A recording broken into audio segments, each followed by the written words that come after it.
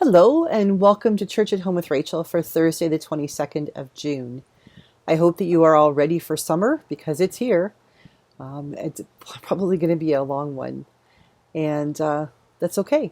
Summer is a good time. Summer is the time of going to the beach and, getting out there and wearing less clothing than usual, regardless of whether you should or not, and being able to just sort of be free and take some time off and hang out and be with friends and just explore who you are in a relaxed way. Today I want to talk a little bit about sort of something like that. I want to talk about sex. And that might have a few of you off put and some of you being like, hey, Rachel, what are you talking about? I want to talk about sex because I think way too many times it's something we don't talk about enough. A lot of people think we talk too much about it, but my sense is that we don't actually talk about it. We talk about the things around it. We talk about trans, and we talk about those people, and we talk about abortion, which is is one of those things that happens because of sex. But we don't actually talk about sex itself. I don't want to talk about the birds and bees and how things happen and how they don't happen and all that stuff. What I want to talk about is our attitudes toward sex. Now, when I was growing up, grew up in a fairly my family wasn't conservative, but they were old-fashioned and was growing up in the 70s and 80s. And there was sort of like, you won't have sex until you're married. Abstinence is your friend, all of that stuff. And I wasn't Roman Catholic. Grew up in a good Christian family. But the understanding is that sex was for marriage. Sex was for that intimate relationship with that one person you're going to spend the rest of your life with. And you know what? For the most part, I don't disagree. But I have to say that over the years, my thoughts on that are changing, especially since as a priest, I am not seeing as many people getting married as I used to. As a matter of fact, I'm seeing more people who are older getting married, like second marriages, where they want to actually have a church wedding or officially, a sanctioned wedding, a blessed by God kind of wedding. But we're not seeing young people get married. And sometimes I feel so bad for them because I have a couple come to me so many times this has happened. They've come to me and said, Reverend Parker, we want to get married and, here's what we want to do. And then they pretend that they haven't already booked the hall. They haven't already bought the dress. They haven't already done everything else before they book the church. But then when it comes down to the nuts and bolts, and I actually have to start filling out paper because whether you know this or not, at least in Canada, the priest who does the wedding acts as a sort of an official of the court. Church and state are separate unless you get married, and then the priest or the pastor or the person officiating the marriage becomes that legal person who does all the paperwork. And when I do the paperwork, I have to write in the the bride and groom, or the couples, whatever they may be, their address at the time of getting married. Do you know how many times I have had couples hemming and hawing and like a bride scratching her head trying to remember what her address is because she's embarrassed to admit to the priest that she and her husband or her fiance live together, and she's trying to remember her parents' address or where she used to live. It's like, don't lie to me. Like, I'm not clueless. I know. The way I ask questions in marriage prep tells me more than you realize. And I usually have a pretty good idea that you have been intimate before you're getting married. The virginal white wedding dress never happens. The white wedding dress happens, but how many times is the bride, the blushing bride, coming down the aisle, walking down the aisle and has never been seen el flagrante by her spouse to be?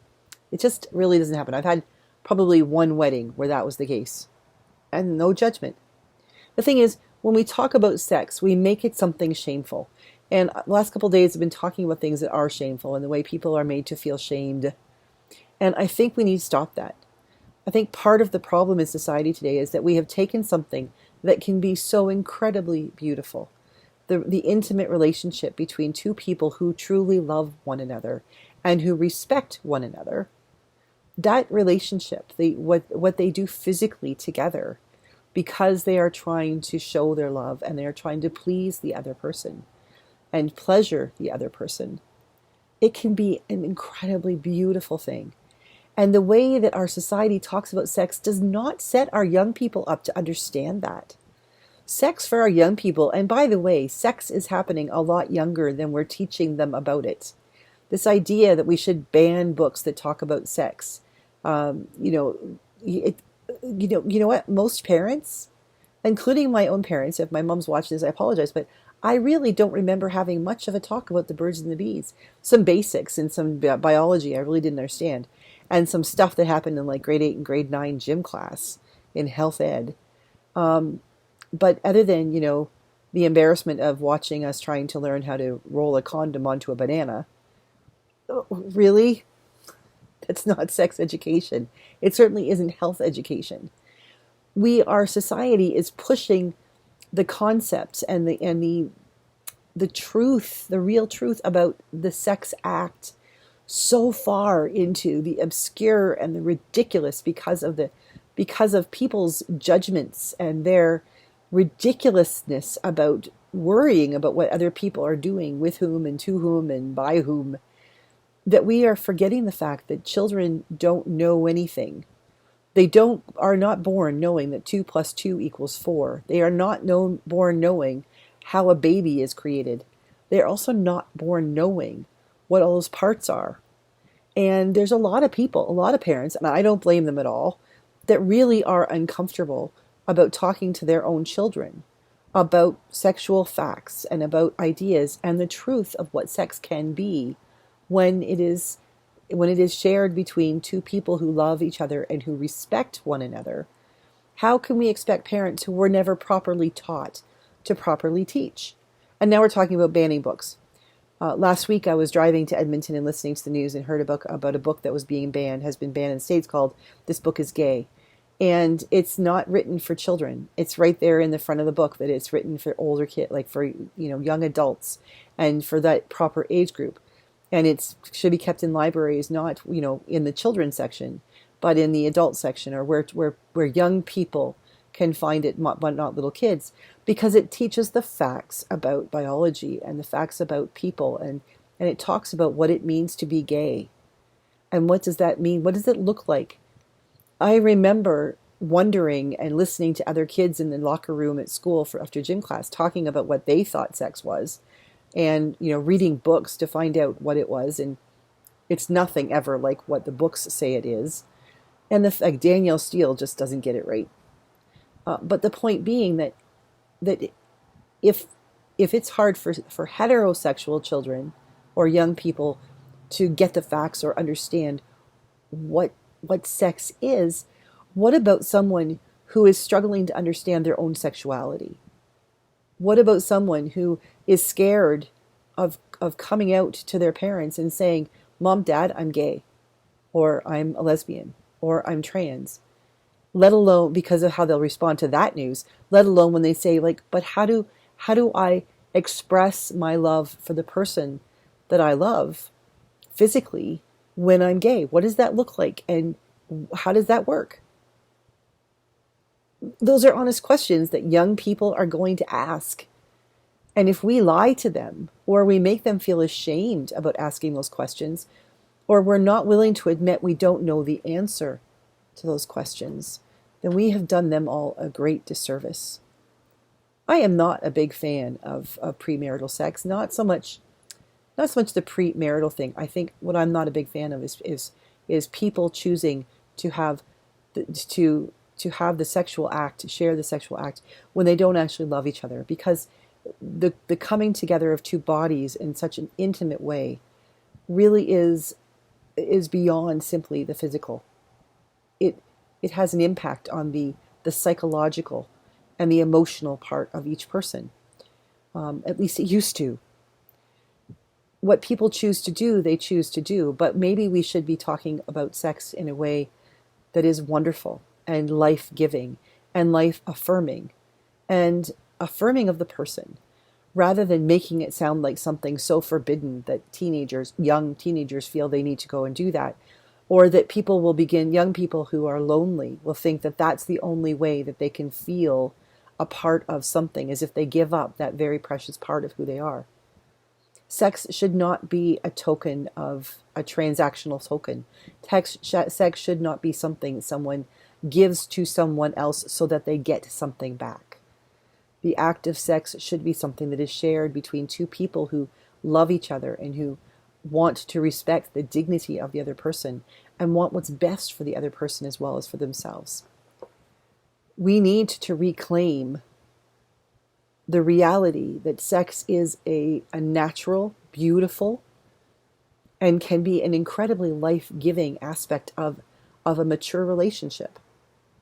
But the way we are acting about it in society isn't mature at all.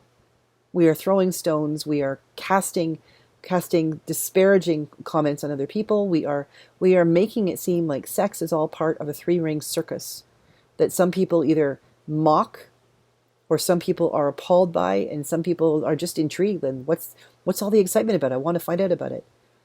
As adults and a society, we need to step back and recognize that very thing that brought us, every single one of us, into the world, we need to recognize that we shouldn't be treating it with such incredible disrespect. Because if we treat it with disrespect, how are those young people who are thinking about real relationships, and I care for this person, and I'm having these urges, and I have these feelings, and what do I do with them? How are they going to take any of it seriously if they look to the adults in their world and the leaders of their world, and all we are doing is yelling at each other about sex? Let's bring it back. And let's start recognizing it for what it is. The sexual act is not just simply a form of procreation. It is an intimate way of sharing yourself with another person. And there can probably be no greater gift than that, of sharing the essence of who you are with the essence of the person you love. But it doesn't seem like that's what it is anymore, because it's simply a transactional thing that's either shock value or something to shame someone else. That beautiful gift that God created in the attraction between two individuals, in the desire they have to come together in ways that cannot really be analyzed or completely articulated, that is something we should hold in respect and reverence, not splash across the papers or condemn people to hell because of it. So, those are my thoughts on sex. And I can honestly say I've never spoken about sex for that long, about anything or with anyone before. Thanks for letting me be able to do this, and thank you for sharing with me your thoughts about it, because I really am interested in hearing what other people have to say. Because what we should be doing is finding ways to respect each other and to respect the dignity of every human being. And I don't think society is doing a very good job of that right now. Have a good day. God bless. I'll be back again tomorrow for Feel Good Friday. Have an awesome day.